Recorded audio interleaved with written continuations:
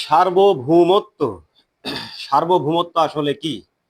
সার্বভৌমত্ব হলো সর্বময় ভূমির উপরে যার ক্ষমতা, নিরঙ্কুশ ক্ষমতা, যাকে আইন দ্বারা সীমাবদ্ধ করে রাখা যায় না, তেমন একজন ব্যক্তি মানুষ হতে পারে? অবশ্যই নয়।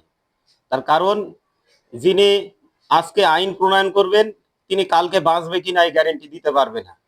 তাহলে সারা জীবনের জন্য গোটা বিশ্বময় যে এই ভূমির উপরে নিরঙ্কুশ আধিপত্য, তার একক আধিপত্য এবং তার ক্ষমতা, যার ক্ষমতাকে কেউ কেন্দ্রীভূত করতে পারবে না, কেউ কুক্ষিগত করতে পারবে না, তিনি সব সময় অবাধ এবং স্বাধীন থাকবেন, তিনি সকল ক্ষমতার ঊর্ধ্বে থাকবেন।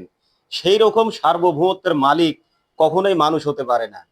তাই সেই সার্বভৌমত্বের মালিক হিসাবে আমরা কিন্তু মানুষকে বাদ দিয়ে, অর্থাৎ গণতন্ত্র, সমাজতন্ত্র, এইগুলোর মালিক কিন্তু হচ্ছে মানুষ।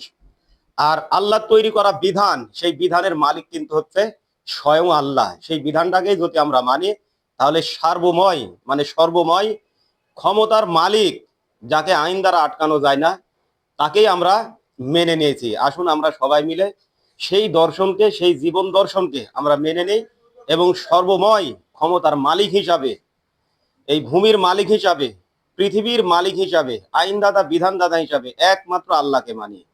আসুন সবাই মিলে ঐক্যবদ্ধ হই সেই পথে। আল্লাহ হাফেজ। সালামু আলাইকুম ওয়া রাহমাতুল্লাহ।